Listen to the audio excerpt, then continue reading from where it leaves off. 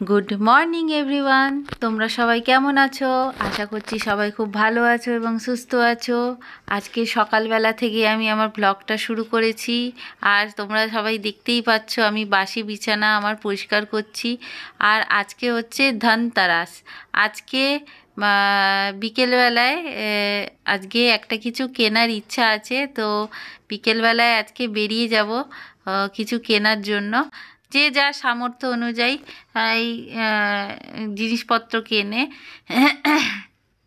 অনেকে সোনা, রূপা, স্টিল, তামা, ব্রোঞ্জ, পিতল, যে যা পারে সে তার সামর্থ্য মতো সব কিছু কেনে। তো আজকে নিজের সামর্থ্য মতো কিছু কেনাটাই খুব ভালো। তো সকালবেলায় আমি আজকে কাজটা শুরু করেছি। কাল আমি কোনো ঘরে কাজ করতে পারিনি। কাল আমার শরীরটা খুব অসুস্থ ছিল। কাল আমার খুবই পেটের অবস্থা খারাপ ছিল, তো সারাদিন কাল শুয়েই ছিলাম। আর বাথরুম আর ঘর এই হচ্ছিল। তো আজকে সকাল থেকে শরীরটা ভালো আছে, আশা করি ভালোই থাকবে সন্ধে অবধি। তো চলো তোমরাও দেখতে থাকো আমি আমার ব্লগ, তোমাদের জন্য যে ভিডিওগুলো করেছি আশা করি খুব ভালো লাগবে তোমাদের দেখে। তো চলো।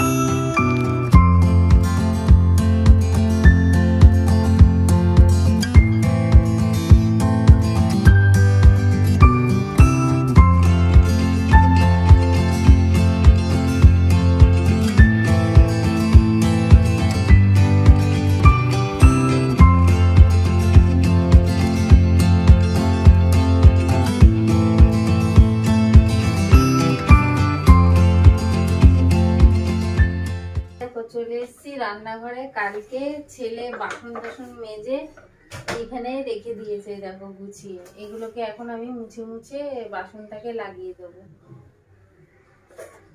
মানে শরীর খারাপ হলে যে নিজেকে কতটা অসহায় লাগে সেটা শরীর খারাপ হলেই বোঝা যায়।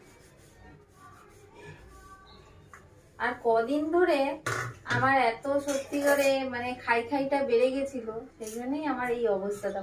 পাতলা পায়খানার কারণটা এই কারণের জন্য। মানে আমি এই খাচ্ছি, আবার 2 মিনিট অন্তর আবার আমার খিদে পাচ্ছে। মানে এরকমটা কেন হয়? আমি মানে এরকম তো কারণ হয় না, এটা তো মানে স্বাভাবিক না, অস্বাভাবিক ব্যাপার একটা। মানে এই খেলাম তার 2 মিনিট পরেই আবার কারো খিদে পায় নাকি? আমার ঠিক এই জিনিসটাই হচ্ছিল।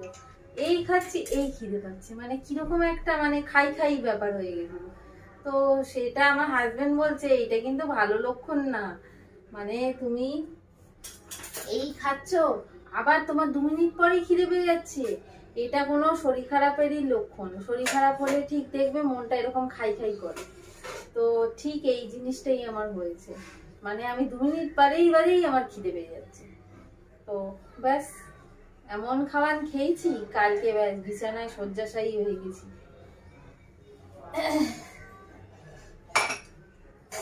তো যাক, আমি একটা দিনের মধ্যে যে উঠতে পেরেছি এই আমার কপাল, অনেক কপাল। কেন আগের বারেও আমার ঠিক এই আমার পুজোর ঠিক পরে এই জিনিসটা হয়। জানি না কেন, এটা ওয়েদারের কারণেও হতে পারে, ওয়েদার চেঞ্জ হচ্ছে হয়তো এই কারণেও হতে পারে। আগের 2020 সালে আমি ঠিক এই টাইমটাই আমি হসপিটালে ভর্তি ছিলাম। একদিনই হসপিটালে ভর্তি ছিলাম, কিন্তু হসপিটালে ভর্তি ছিলাম। আমার কি বলে 3 বোতল স্যালাইন আমার, মানে আমি হসপিটাল থেকে খেয়ে এসেছিলাম 3 বোতল স্যালাইন। বুঝতে পেরেছো? মানে আমার ওইবারে আমার মানে 20-30 বার হয়েছে। 20-30 বার হওয়ার পরে আমি আর বিছানা থেকে উঠতে পারছি না। লাস্টে আমাকে হসপিটালে নিয়ে গেছে, হসপিটালে ভর্তি নিয়েছে। তো ওখানে একদিনই মানে একদিন থেকে আমার শিক্ষা হয়ে গেছে বাবা, যে হসপিটালে থাকা যে কি জ্বালা। তোমরা যারা হসপিটালাইজড হয়েছো তারাও হয়তো জানো। তো যাই হোক, আজকে একটু সুস্থ আছি, ভালো আছি। তো এই দেখো ছেলে সব বাসনগুলো মেজে রেখেছে, আমি এগুলোকে এখন কাপড় দিয়ে মুছে নিচ্ছি। কাপড় দিয়ে মুছে তারপর বাসনের তাকে তুলে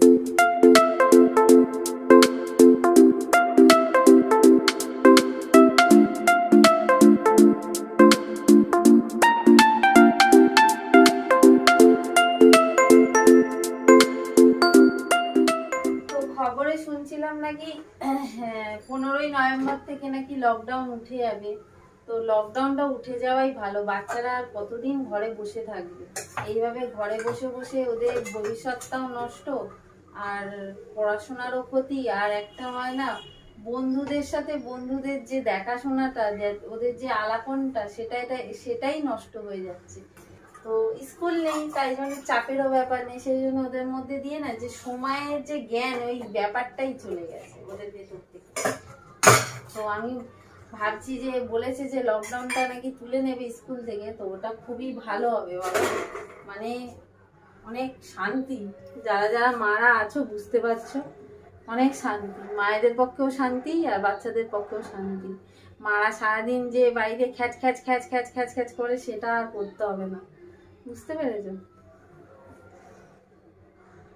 তাহলে চলো, এখন এতগুলো বাসন আছে, এই বাসনগুলোকে মেজে ফেলি, তারপরে তোমাদের সাথে আবার কথা।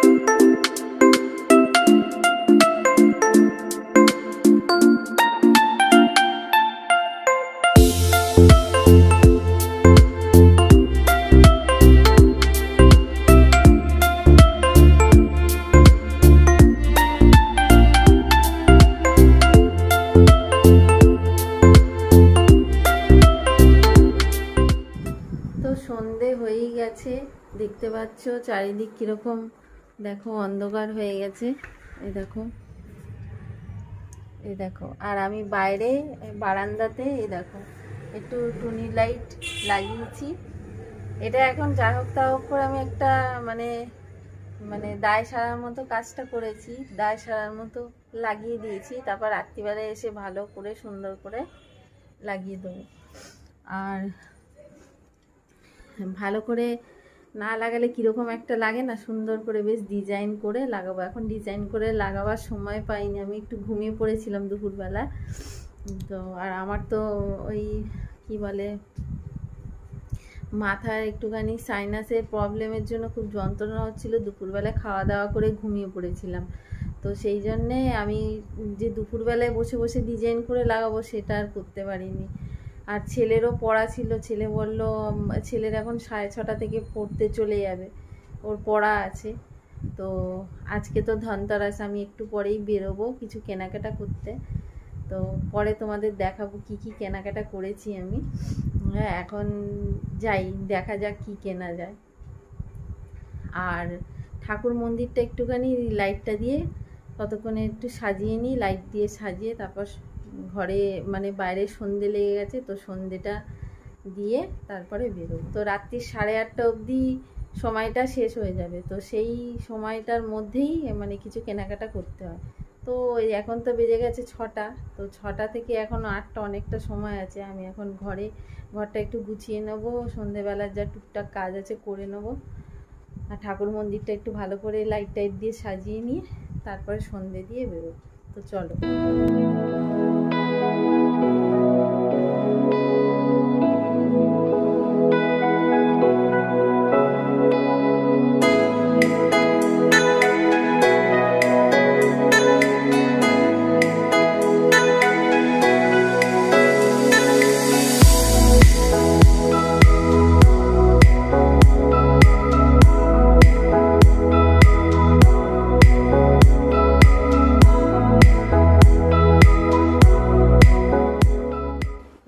ঠাকুর মন্দিরটা আমি কি সুন্দর সাজিয়ে দিয়েছি দেখো।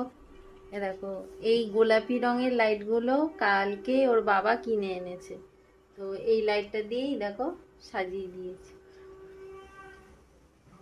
মানে ওই টুকটাক একটুখানি সাজিয়ে দিয়েছি, মানে একটু জড়িয়ে দিয়েছি, হয়ে গেছে, বুঝলে। তো এই দেখো, আর লাইটটা অফ করে কিরকম লাগছে তোমাদের দেখাই, দাঁড়াও। লাইটটা অফ করে দেখো, লাইটটা অফ করে রাখলেই বেশি সুন্দর লাগে। দেখো, দেখেছো লাইটটা অফ করে কতটা সুন্দর লাগছে। এটাই একটা মানে প্রবলেম, টুনি লাইট জ্বালালে, অন্ধকারের মধ্যে টুনি লাইট জ্বালাও, তাহলে ওটা দেখতে আরো বেশি ভালো লাগে, আরো বেশি গ্রেসফুল হয় জিনিসটা। তো চলো এবার পুজোটা করে ফেলি।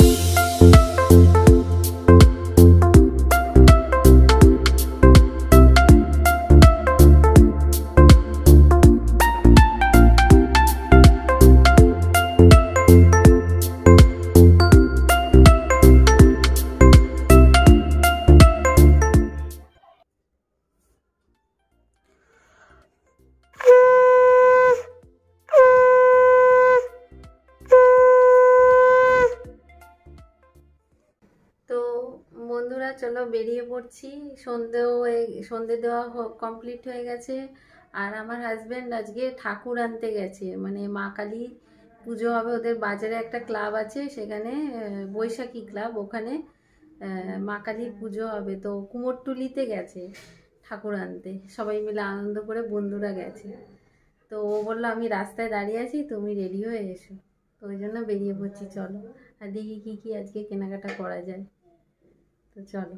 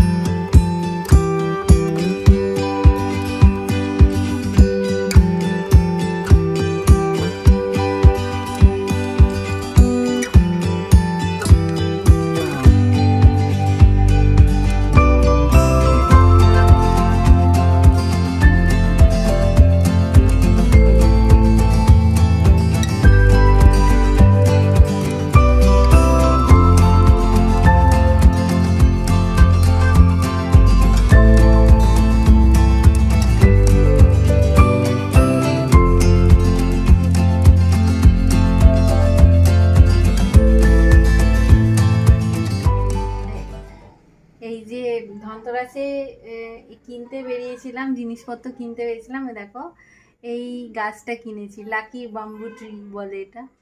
এটা নাকি ভাগ্য ফেরে, এটা নাকি লাগালে। তো দেখা যাক আমার ভাগ্য কতটা সৌভাগ্যে পরিণত হয়। তো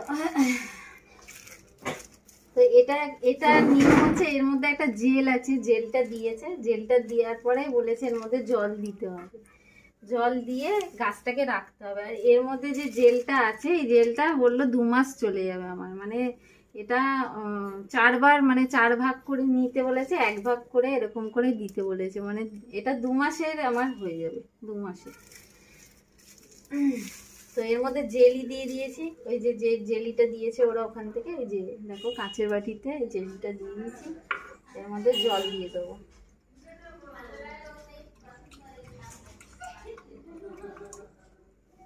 এর মধ্যে জল দিয়ে দিয়েছি। এইবারে এর মধ্যে বাম্বু ট্রিটাকে রেখে দেবো।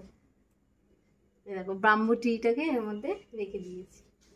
দেখো কি সুন্দরও লাগছে দেখতে, কত সুন্দর এই গাছটা। আমার অনেক দিনের ইচ্ছা ছিল এই গাছটা আমি ঘরে আনবো।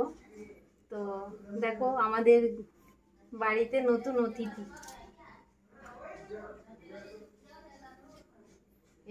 এটাতে নাকি বলে সৌভাগ্য ফেরে, তো সেই কারণেই আমি নিয়ে এলাম। তোমরা দেখো, তো বেরিয়েছিলাম তো একটা জিনিস কিনতে, মানে ছোটখাটো জিনিস কিনতেই বেরিয়েছিলাম, কিন্তু আমার যে ভাগ্য এত তাড়াতাড়ি ফিরবে আমি বুঝতে পারিনি। তো এই বাম্বু ট্রিটা কেনার পরে আরেকটা জিনিস কিনেছি, সেটাও তোমাদের সঙ্গে শেয়ার করছি, দেখো তোমরা। তো দেখো, এসে আমি মুখ হাত পা ধুয়ে পরিষ্কার হয়ে তারপর তোমাদের সঙ্গে আমি গল্প করতে বসি। তো এই বাকিটা যেটা আছে এটা রেখে দেবো, এটা পরে আবার লাগবে। এটা ঠাকুরের এই জায়গাতেই রেখে দিই, যখন আবার লাগবে তখন আবার এটাকে ইউজ করি। তো তোমাদেরও কেমন লাগলো তোমরা দেখে বলো, দেখো কি সুন্দর লাগছে। আজকে আমি আরেকটা জিনিস কিনেছিলাম, সেটা আমি তোমাদের সঙ্গে পরের ব্লগে শেয়ার করব। তো আজকের মতো ta ta, bye, good night and love you all.